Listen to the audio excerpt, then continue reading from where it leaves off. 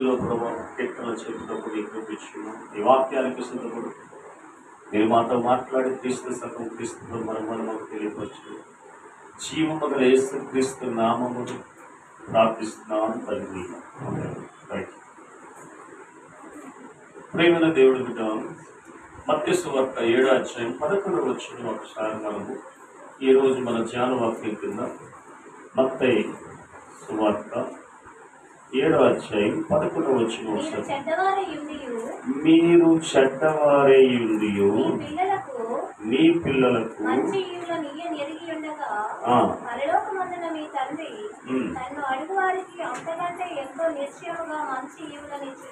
మీరు అడగకపోతే ఇవ్వడు. అడిగే విధానంలో ఉంటుంది. అడుగు విధానంలో దేవుడు ఇస్తాడంట. ఏమిస్తాడు చెప్పండి? మన చెడ్డవారు ఉంటే మన పిల్లలకి మంచి ఈవులు ఇవ్వలేదు. మీరు చెడ్డవారుగా దేవుడి దృష్టిలో కనబడితే దేవుడి దగ్గర మంచి ఈవులు కూడా మనకు దొరకవు. ఏంటి మంచి ఈవులు? దేవుడి మంచి ఇస్తాడా చెడ్డవి ఇస్తాడా? ఎప్పుడు దేవుడి దగ్గర మంచి ఏమని మీకు తెలుసా? జగన్ ఇల్లు కావాలని మీరు వెళ్ళిపోతున్నారు. జగనాన్ని ఇల్లు ఇస్తే మాకు బర్రెలు దొరుకుతుంది. కానీ దేవుడు నాకు మంచి ఒక చిన్న అద్దె కట్టుకోలేని పరిస్థితుల్లో చిన్న పంప నాకు దయచేయి అది ఎప్పుడైనా మీరు అడిగారా? మీరు? ఫస్ట్ ఆఫ్ ఆల్ ఎవరిని అడగాల? అధికారులు కనుక, మా ముఖ్యమంత్రులు కనుక, ప్రధానమంత్రులు కనుక, మనల్ని సృష్టించిన సృష్టికర్త అనే దేవుడు నీకు ఇవ్వడానికి కావాల్సిన సకల సమృద్ధి ఆయన దగ్గర ఉంది. పౌలు చెప్తాడు కదా, ఏముంది ఆయన దగ్గర? చూడండి, దగ్గర ఫిలిప్పీ పత్రిక 4:19 ఆ మంచి ఈవులు ఇచ్చే దేవుడి దగ్గర ఏమైనా కొదువు ఏమైనా ఉందేమో ఒకసారి చూడండి. కాగా దేవుడికి ఏముందంట? ఐశ్వర్యం ఉందంట. క్రీస్తు యేసు మహిమలో నీ ప్రతి అవసరము తీర్చుటకు కావలసిన ప్రతి మంచి నా దేవుడు సమూహములో సమృద్ధిగా ఉన్నాయంట. ఆమేన్. నువ్వు ఎక్కడేసిన బిడ్డవు అక్కడే ఉండిపోతున్నావు అంటే నీకు ఆశీర్వాదం అనేది రాలేదనుకుంటే అది నా యేసయ్య తప్పేమీ కాదు. నువ్వు అడిగే విధానంలో మార్పు తెచ్చుకోగలదు. అడిగే విధానంలో మార్పు కావాలి. అడిగే విధానంలో మార్పు ఎప్పుడు వస్తుంది? ఖచ్చితంగా దేవుడి దగ్గర నుంచి నువ్వు పొందుకోగలవు. ఆమేన్. మీరు చెడ్డవారిగా ఉంటే మీరు మీ పిల్లలకు మంచి ఇవ్వలేరు. ఏదైనా మీరు దేవుడి దగ్గర మంచి వారిగా ఉంటే దేవుడి దగ్గర నుంచి మీ బిడ్డలకు మంచి ఈవులు మీరు ఇవ్వగలుగుతారు. ఆ మంచి ఈవులు మీకు ఇవ్వాలనుకుంటే దేవుడి దగ్గర మీరు ఏం చేయాలంట? అడగడం అనేది పద్ధతిగా అడగాలంట. యేసు క్రీస్తు ప్రభువారి దగ్గరికి ఒక అతను వచ్చి అడుగుతున్నాడు. ఏమని అడుగుతున్నాడంటే, ఆయన చాలాసార్లు విన్నాడు, ఈయన స్వస్థపరిచే దేవుడు, ఈయన బలవనిచ్చిన దేవుడు, ఈయన నోటు మాట కొరకు అద్భుతాలు జరుగుతున్నాయి, ఈయన నోటు మాటకు ఆశ్చర్యమైన కార్యాలు జరుగుతున్నాయి. ఈ రోజు నేను ఎలాగ ఆయన దగ్గర నేను పొందుకోవాలి అని ఒక ఆలోచన కలిగి ఆయన మీద కొండ మీద ప్రసంగిస్తూ ఏం చేశాడంటే, కొండ దిగువ భాగంలో వచ్చినప్పుడు ఒక అతనికి వచ్చాడు. అతను సామాన్యమైన వ్యక్తి కాదు. అతను కుష్ఠవ్యాధి గల వ్యక్తి. ఆయనకున్న రోగం ఏంటి? కుష్ఠవ్యాధి. మనుషులు కూడా ఆయన చూసి దూరంగా పెడతారు. పాత నిబంధనలో కుష్ఠవ్యాధి వచ్చిన మనిషిని ఎక్కడ అంటే కొండ గృహాల మధ్యలో ఉంచాలి. అక్కడ మనుషుల మధ్యకి, సమాజం మధ్యకు వచ్చినట్టుగా అయితే ఆ వ్యక్తిని రాళ్ళతో కొట్టి చంపమని ఉంది. అటువంటి వ్యక్తిని యేసు ప్రభువు వారు కొండ మీద ప్రసంగించినప్పుడు, కిందకు వచ్చినప్పుడు ఆయన అడిగిన విధానం చూడండి.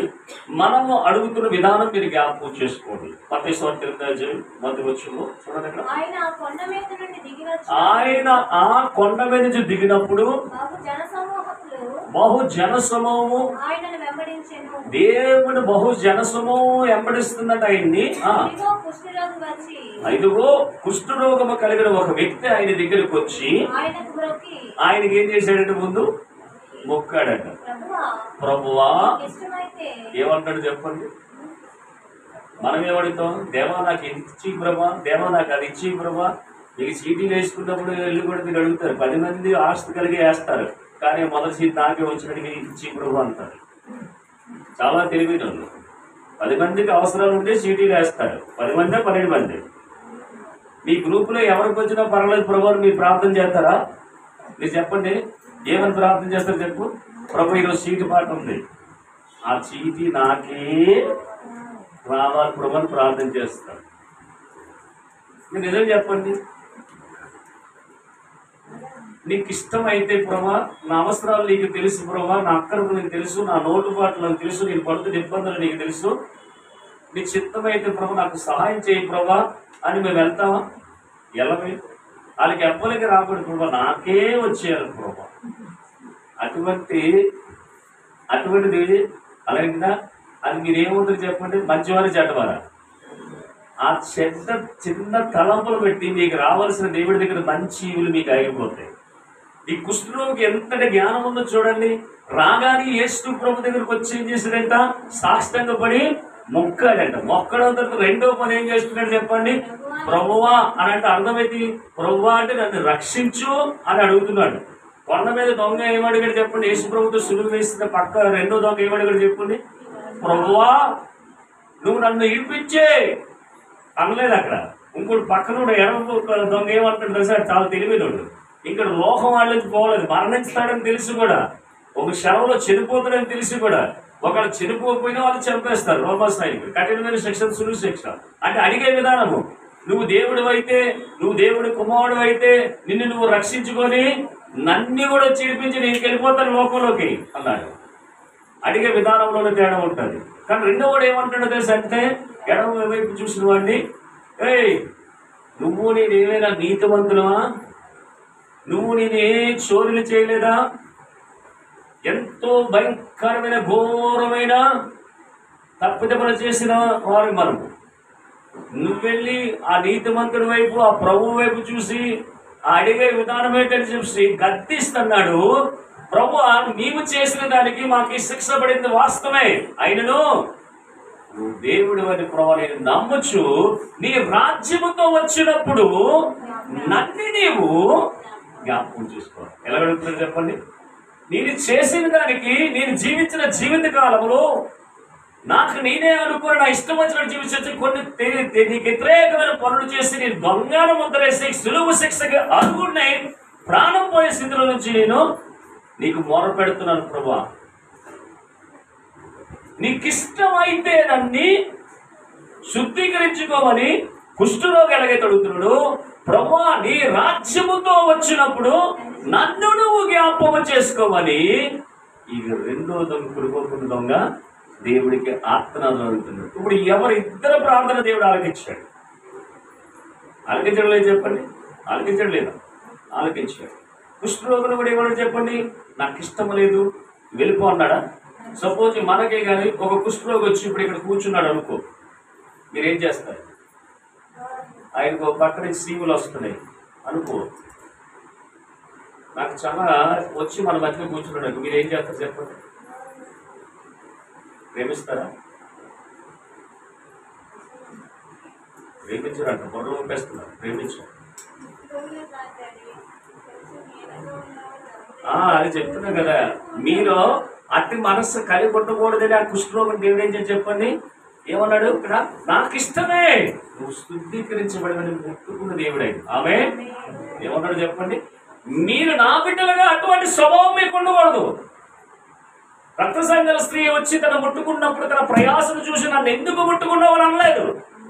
నా కుమారి నీ విశ్వాసము నీకు కార్యము చేసింది అన్నాడు. ఆమె ఆయన అడిగే విధానము, ఆయన దగ్గరికి వెళ్ళి తాకే విధానము, ఆయన అడుక్కునే విధానములో నువ్వు పొందుకుంటావు మంచి ఈవులు. అర్థమైందా? మంచి ఈవులు ఎలాగొస్తాయి చెప్పండి? కుష్ఠరోగం వచ్చిన వెంటనే పాదాల మీద పడిపోయి ప్రభా నీకు ఇష్టమైతే నన్ను శుద్ధీకరించు అన్నాడు. ఇక్కడ దొంగ ఏమంటాడు? ప్రభా నీ రాజ్యముతో నువ్వు రారాజుగా వస్తావు, అప్పుడు నేను నన్ను ఎక్కడున్నా నువ్వు జ్ఞాపకం చేసుకో అంటే ఏమన్నాడు చెప్పు? అలాగే నా కుమారుడు అన్నాడా? అనలేదు. ఎంత రిప్లై ఇచ్చాడు?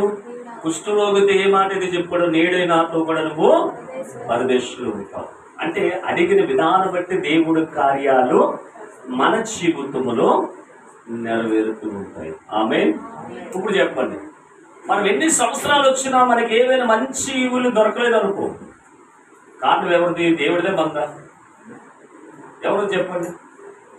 మీకు ఇల్లు కావాలని చెప్పి ఎక్కడ సచివాలయం వైపు ఎక్కడికి అక్కడికి తిరిగికండి. మీకు బుర్రలో అయితే బుర్రలో గుజురుంటే 66 పుస్తకాలైన ధర్మశాస్త్ర గ్రంథం మీరు ధ్యానించి ఉంటే, ఆ వాక్యంలో ఉన్నది మీరు పట్టుకుంటే ఖచ్చితంగా మీరు ఏం చేస్తారో తెలుసా? ప్రభువుని ప్రార్థిస్తారు. చూడండి అక్కడ ద్వితీయోపదేశకాండం 8వ అధ్యాయం ఒకసారి తీద్దాం అందరూ కూడా. 12వ వచనం ఒకసారి చదవండి. ఏమంటాడు చెప్పండి?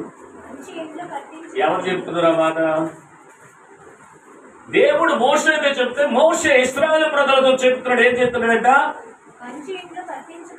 మంచి ఇల్లు కట్టించుకొని వాటిలో నివసింపగా